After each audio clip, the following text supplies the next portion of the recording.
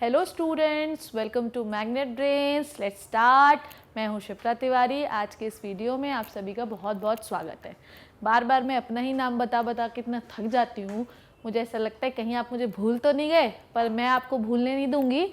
और आज आपको नया वीडियो पढ़ाने वाली हूँ जिसमें हमको पढ़ना है viral transmitted disease which transmitted from one two another person through the viruses. ठीक है, तो थ्रू द वायरसेस मतलब through the sexual contact by the viruses. ठीक है, नाउ नेक्स्ट थिंग, बैक्टीरियल में हमने कौन कौन सी पढ़ी थी? हमने पढ़ी थी दो। पहली कौन सी पढ़ी थी? गोनोरिया। किससे फैलती है? निजीरिया से।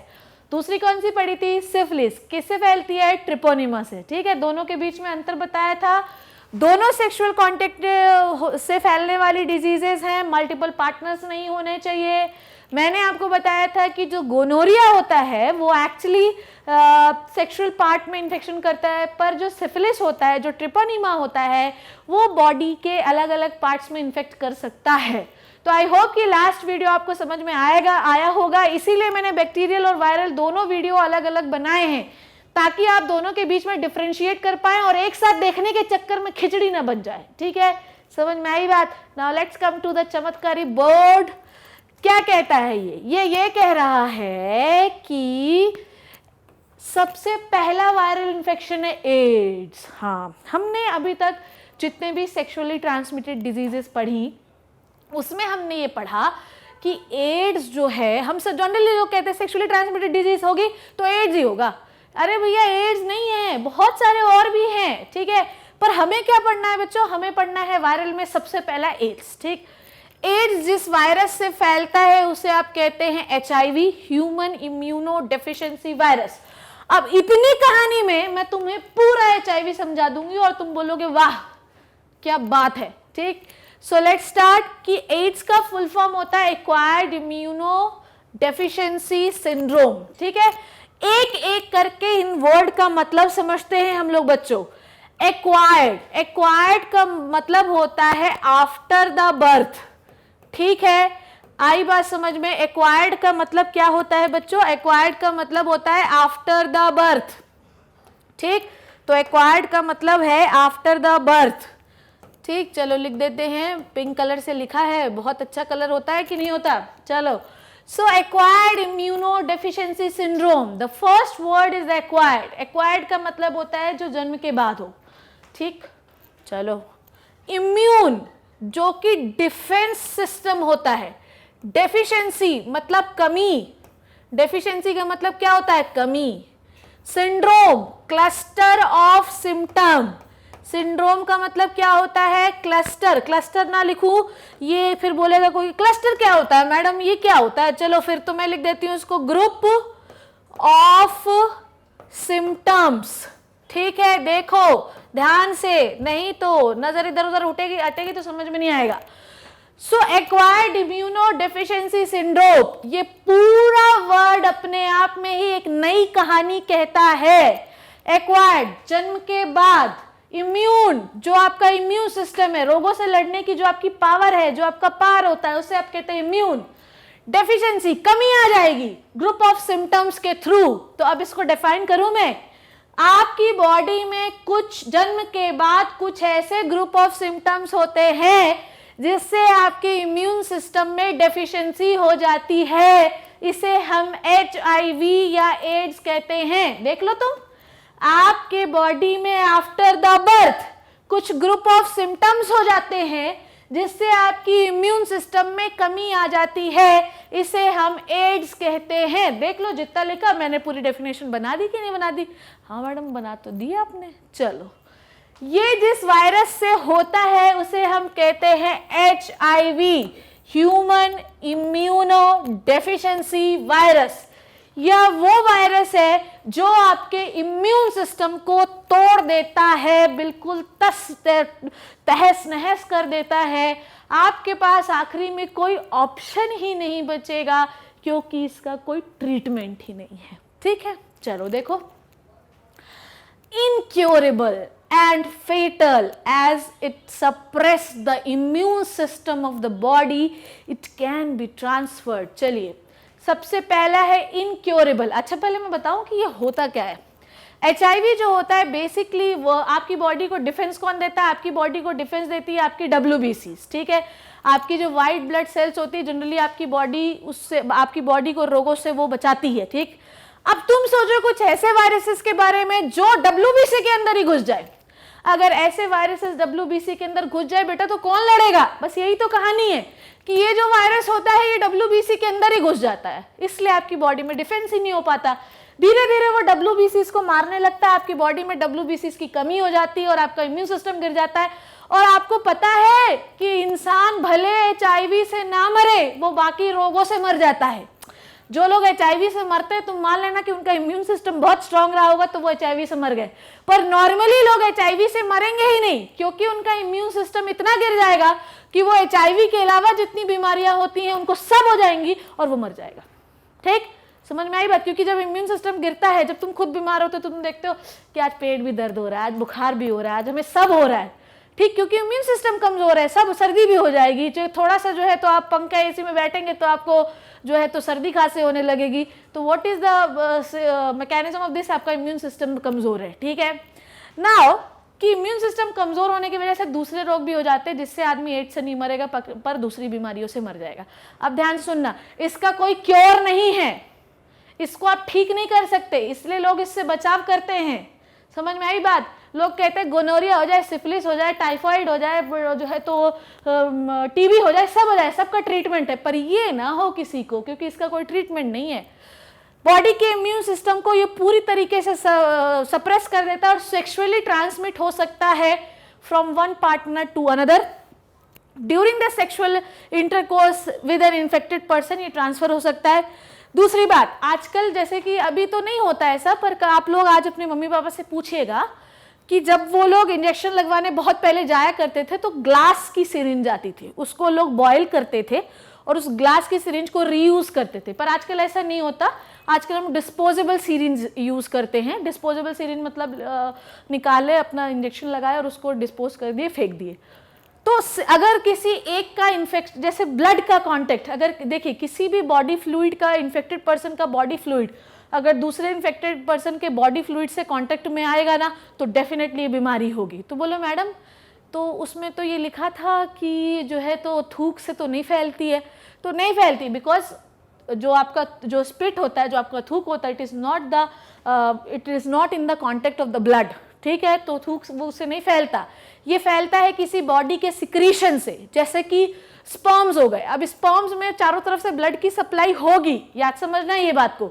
It is the body secretion, जो बॉडी फ्लूइड है ये, तो ये ब्लड के थ्रू फैल सकता है बॉडी में, प्लाज्मा के थ्रू फैल सकता है बॉडी में, जो है तो सीमेन के थ्रू फैल सकता है। तो सीमेन अगर एक मेल पार्टनर से फीमेल पार्टनर में जाएगा, अगर मेल इन्फेक्टेड है तो फीमेल भी इन्फेक्टेड हो जाएगी विदाउट एनी डिले।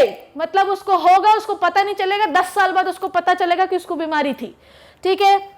तो sharing needles and transfusion of on screen blood, इसका मतलब ये है कि अगर किसी को HIV है, उसका अब तुमने ब्लड नहीं देखा कि उसको HIV है कि नहीं। इवन मैं आपको बताऊं कि तुम किसी सर्जरी को, जैसे हमारे हॉस्पिटल में जब हमारे यहाँ कोई पेशेंट आता है तो उसकी सर्जरी होती है, तो सबसे पहले उसका HIV टेस्ट कराया जाता है। तुम पहले HIV करा के आओ, क्योंकि अगर तुम्हें HIV हुआ और ड्यूरिंग द ऑपरेशन अगर कहीं से हमें कट लग गया स्कैल्पल वगैरह से, तो और तुम्हारा ब्लड हमारे कांटेक्ट में आया तो तुम्हें तो HIV था ही, हमें और हो जाएगा।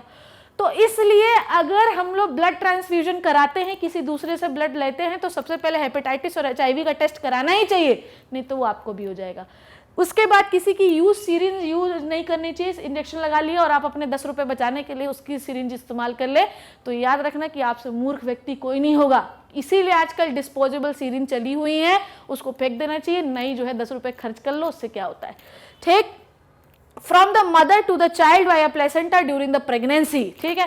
मैडम आपने तो बोला था कि आफ्टर द बर्थ होगा। अरे भैया ये याद रखो कि अगर मदर को HIV है तो वो प्लेसेंटा के थ्रू बच्चे में चले जाएगी, पर उसका जो सिम्टम है वो जन्म के बाद ही दिखेगा।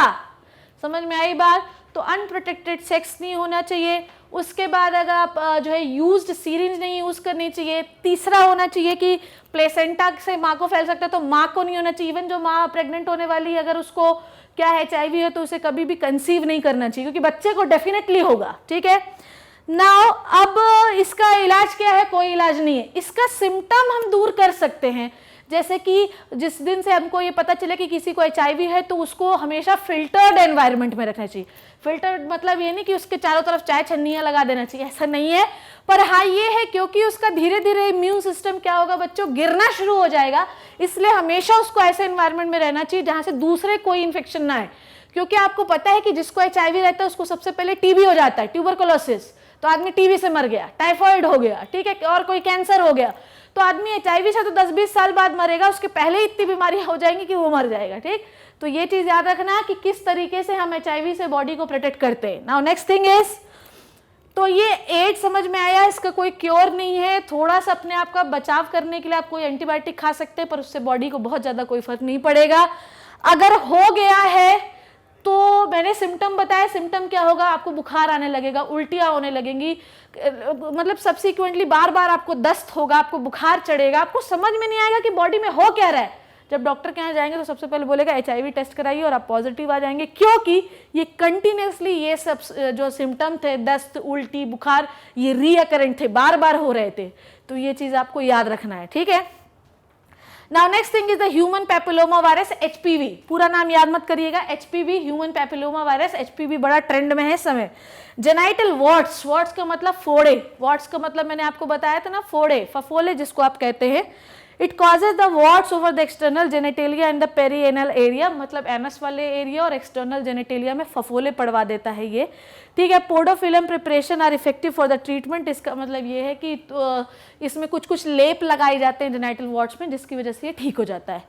तो वायरल में मैंने आपको 2 बीमारी पढ़ाई, जिसमें आप अगर आपको HPV याद नहीं भी होगा, जिसे आप जेनाइटल वॉर्ट्स कहते हैं, जेनाइटल एरिया में फोड़े पड़ना, क्योर तो दोनों का नहीं है, ठीक, और दोनों फैल सकती हैं, क्योर दोनों का नहीं है। पैपिलोमा वायरस को आप ठीक कर सकते हैं, पर HIV को आप ठीक नहीं कर सकते, इसलिए अच्छा पैपिलोमा वायरस में ये है बच्चों कि ये जो होता है ना, ये स्किन में भी हो सकता है, और सामने वाला पता चला आपके आया, कांटेक्ट में आ गया और आपको भी हो गया। तो human papilloma virus direct contact से भी फैल सकता है, पर HIV डायरेक्ट कांटेक्ट से नहीं फैलता है, इसमें बॉडी फ्लूइड का कांटेक्ट होना बहुत जरूरी है। So when I worked in my hospital, I always take precaution कि जब भी मैं कुछ भी काम करूं तो किसी का भी ब्लड मेरे कांटेक्ट में ना आए, ठीक है, क्योंकि किसी भी तरीके से अगर सिरिंज का ब्लड मेरे कांटेक्ट में आएगा तो with in a second the virus will enter into the blood and it start enter into your WBCs और WBC पे अटैक करना शुरू करेगा। 2-4-10 साल आपको पता नहीं चलेगा, या हो सकता है कि मेरी इम्यून सिस्टम कमज़ोर हो तो मुझे 1-2 साल में पता चलने लगे, पर तुरंत नहीं पता चलता। जब पता चलेगा तो बहुत देर हो गई होगी, और फिर उस पर जो है तो काम करना या टेस्ट करवाना कोई फ़र्क नहीं पड़ेगा, ठीक है। So I hope you got my point, what is the viral infection. मैंने बहुत अच्छे से बताया आपको, मैंने आपको सारी चीज़ें समझा दी। जिन बच्चों को स्क्रीनशॉट लेना है वो इस स्लाइड का ले सकते हैं, इसमें इतना पढ़ना वेल इनफ है। आपको जो पढ़ना है वो है एड्स का फुल फॉर्म। आपको 1 दिसंबर वर्ल्ड एड्स डे याद रखना है कि 1 दिसंबर को HIV डे या वर्ल्ड एड्स डे बनाया जाता है। कमेंट मैंने आपको बताया कि इसमें क्या क्या होता है, ठीक है। समझ में आई बात? ये तो बड़ी ही आसान चीज़ थी, पर एक्चुअली आसान नहीं है बच्चों। जिनको होता है उनको इसका दर्द पता होता है, ठीक है। तो इन सब बीमारियों से बचने का एक ही तरीका है प्रिकॉशन, क्योंकि प्रिवेंशन नहीं है इसका, आप इसे प्रिवेंट नहीं कर सकते, बस प्रिकॉशन ले सकते हैं कि आपको ना हो। Okay, method of prevention of STD, क्यों, ठीक है, कैसे प्रिवेंट करेंगे। People should be educated about the various STD। आपको पता है कि मैं इतना खुल के आपसे बात क्यों करती हूँ? तुम 10th क्लास के ही बच्चे हो ना, और नहीं भी हो 9th के होगे, ज़्यादा से ज़्यादा 11th-12th के होगे, इससे ज़्यादा तो नहीं होगे। मैं इतना खुल के बात इसलिए करती हूँ क्योंकि awareness is very important. If you are not aware about the sexually transmitted disease ना, क्या पता कल के दिन हो जाए आप इसको कोई और बीमारी समझते रहें, ये ब्लड में आ जाए, इसके बैक्टीरिया वायरस ब्लड में आ जाए और आप मर जाए, क्योंकि आपको पता ही नहीं चलेगा, ठीक है। मैंने बताया ना, गांव की औरतें दर्द से मर जाती हैं, उनको पता ही नहीं रहता कि उनको क्या है, वो डॉक्टर के पास जाती ही नहीं है, मर गई। फिर क्या हुआ? कुछ नहीं हुआ, फिर ऊपर चलेंगे भगवान के पास, ठीक है। Extra marital relation should be avoided, और इंडिया में ये ज़्यादा होता भी नहीं है। We are not so much exotic सभ्यता वाले, तो एक्स्ट्रा मैरिटल रिलेशनशिप बहुत ज़्यादा होते नहीं है, क्योंकि जिनके साथ एक्स्ट्रा मैरिटल रिलेशनशिप है उनको क्या है वो हमें पता नहीं है, तो ये इंडिया में होता भी नहीं और इट शुड बी अवॉइडेड, ठीक है। Now next thing is the without proper precaution आपको सेक्सुअल इन्वॉल्वमेंट में सेक्सुअल पार्टनर्स के साथ इन्वॉल्व नहीं होना चाहिए, ठीक है। High standards of the moral education should be given to the people, ठीक है। मोरल समझते हैं, मैंने आपको समझाया ना कि हर स्टोरी का एक मोरल होता है, ये पूरा अवेयरनेस का चैप्टर है। हमेशा एग्जाम में इस चैप्टर से क्वेश्चन पूछा ही जाएगा, क्योंकि जब तक आपको इसका मोरल नहीं पता है आप अवेयर ही नहीं है। इसलिए आपको पता है कि आजकल लोग जो है थ्योरी वाले चैप्टर पूछते ही नहीं है। जो हाई डेवलपमेंट अब न्यू एजुकेशन सिस्टम का ये रूल ही अब बन जाएगा, ध्यान से देखिए कि अब आपको जो क्वेश्चन पेपर आएंगे ना वो हमेशा स्किल बेस्ड होंगे कि कितना तुम अवेयर हो चीजों से, तुमको पता है सेक्सुअली ट्रांसमिटेड डिजीज क्या होती है कि नहीं, कि नर्वस सिस्टम पढ़ते जा रहे हो, रिप्रोडक्टिव सिस्टम पढ़ते जा रहे हो, पहले ये पता करो कि ये क्या है, क्योंकि आगे आने वाली जनरेशन में यही आपको हेल्प करेंगी कि कैसे आप इन बीमारियों से बचें। आई होप कि आपको सेक्सुअली ट्रांसमिटेड डिजीजेस अच्छी तरीके से जो है समझ में आ गई होंगी। In the next lecture we will deal with the population control, जो कि एक another very interesting, very important और वेरी जो है तो आपको खुश करने वाला लेक्चर होगा।